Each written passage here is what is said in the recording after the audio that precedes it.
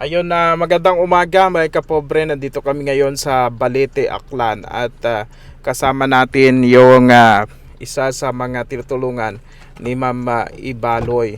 At eto nga, nagpabili siya ng mga pangailangan ng mga bata, yung school supplies, and then tayo po ay namili ng kanina ng mga school supplies, and before po tayo bumili ay tinawagan muna ni Ate Presi itong asawa ni Kuya Willie.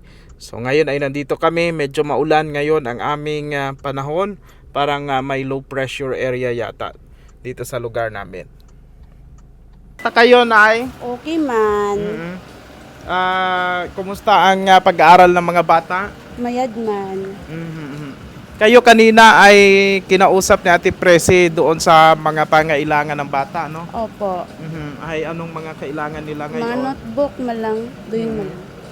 Bakit yung cellphone na binigay natin ay iba na yung sumasagot? Ay, ing saylo andang kwan ho na yung Inilipat daw yung SIM card, yung lipat-lipat na nandang daywa. Tagalog lang na kasi hindi tayo maintindihan nila. Oo. Ay, ing lipat nang nanda do cellphone. cellphone, ano yung SIM card. Saan po? Kay Janjan, at tapos ina ing lipat man nandang daywa. Siyempre si Janjan nagpanaw mas kalibog eskwela ima kung sa plaza nga sa Jollibee di karon mag eskwela. Sa may kwan pala yun, job Job test. Oh, doon siya? Oo. Sa Kalibot ay na siya? Oo. So yung cellphone na binigay namin, siya na gumagamit? Wa ang SIM card. Yung SIM card lang. Nagbaylo na sa nang daywa. Si Kuya Willie, nasaan po? Sa bahay, minina mo di karaho. Bakit? Ano nangyari? Yung tusok ng kuliglig ng Ay, delikado yun. Inangbakyan namon to yung bugong. Pero nagpa-check up po kayo, nagpa-check up. Opo. Nagpa-check up na? Nadala sa Tapos yun. center? Tapos yun. O dapat ma-injectionan nyo, anti-tetanus. Anong ano dito? Anong event dito sa inyong lugar? It ko ng anak ko, WD. DSWD? May programa sila Oo, dyan? may meeting sanda. Oo. Ngayong panilhig ng kupad yun sa karsada. Tupad? Oo, tupad. Mayroong tupad po dito? Opo. Okay. Miyembro rin ikaw ng tupad? Hindi. Bakit? Wa man ako special.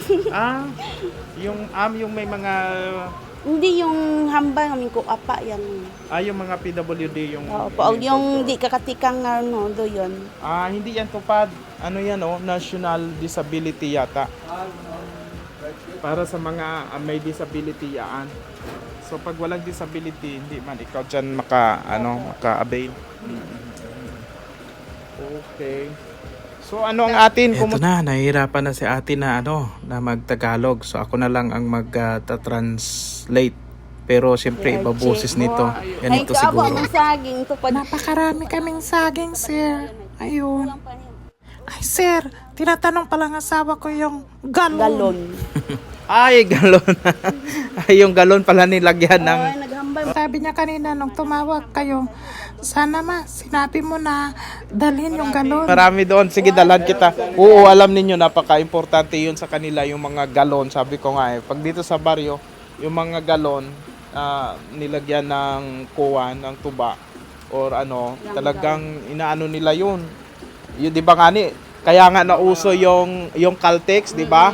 Yung Caltex na lagayan ng oil, nililinis nila yon, nililinis namin yon, at yun ang pag nagbaligya ka sihi, yun din nila tinatakalan. Magbaligya ka ng tuba, isang bulyon, di ba? Opo. Galon doon, 200, lagyan mo ng sopa. Oo, Mga ano yung 200 bilog? patumbal. Mga 200 bilog, lagyan mo sopa. At tapos may Hindi ka dito, bawang tignan mo dito. 200 bilog ko daw ibibigay niya sa yung galon. Pag hindi mo yan nabigyan ng 200 sa sigurado ka gid. Hindi, binibenta kasi nila yun. Sige na, dadalhan kitang mga galon. Di ba kay EJ, maraming mga galon-galon na yun? Bibigyan ka namin ng mga galon, ha? Opo. Para, kumusta yung tubaan? Okay naman, nagiinom ng tuba ang asawa ko. Pag hindi na ubos, nilagay sa container. Malakas man ang ulan dito? Opo. Nagakuliglig lang ang kibahan ay para maghumok yung gapok. Nagkukuliglig daw yung asawa niya para lumambot yung lupa. Dahil sa tinatrabaho ninyo yun na ano no? Opo. So kanina sinabi niya rin about doon sa marami silang mga pananim, may mga saging, may mga balinghoy na Kami kinakagabot ay maulan. hindi raw sila kabunot kasi maulan. Yung pinadala mong binigay mo sa amin, inano namin yun, ginawa naming pudding. Oo. Saglit lang ha, may Opo. mga school supplies dito. No? Paano mo na lang? Padala ito ni Ma'am Ibaloy kasi nag-alala siya baka walang mga baka walang mga gamit yung mga anak mo. Ito, yan may mga Crayola. Basta yung nalista ka na. Ito, yung mga pinabili mo kanina, may mga notebook dito. Yan yung mga notebook nila, Ayan, Yan, yung mga may mga pantasa, ganyan. Mga ano pa laman nito? Ballpen, Crayola, Gunting. thermojet pad, scissor na gunting, scissor na pala, Ayan, Yan, marami ito para sa mga anak mo. Sige, hawakan mo, Nay. Ayan. Okay, anong gusto mong sabihin kay Ma'am Ibaloy? Siyamat kid yung imam ha, ibaloy sa Ay, mga saglit gamit lang. sa mga unga. Anong gusto mong sabihin kay Ma'am Ibaloy po? Ma'am, siyamat kid ma'am sa mga notebook nga ra. Sa mga School supplies. school supplies, mga daya lang mga gamit doon. Okay, noyabi ako. Mahihain daw talaga siya, mga kapobre. May sobra pa tong pera, ibibigay natin. Bahala mo sa ang kibahan. Bali, ang napamili natin ay, magkano lahat napamili natin? 1,000.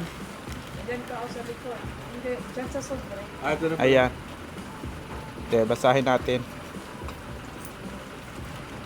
Ang napamili natin ay 858 pesos. Ayan. Okay, so may sukli pa ikaw. 1,142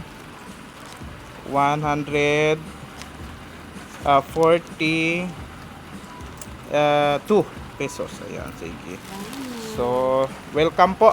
At mag-aral daw mabuti ha, yung mga anak mo. Sige, siyamat kid gidaya sa abo, sa inyong ginakon kamon. Nahuya ako. Nahihiya raw siya, mahihiyain. Maraming tao kasi may event dito sa lugar nila. O, ikaw yung nag-aaral, di ba? Kumusta ang cellphone mo? Ha? Dalawa kayo, di ba? Nag-aaral? Mag-aaral kayo mabuti, ha?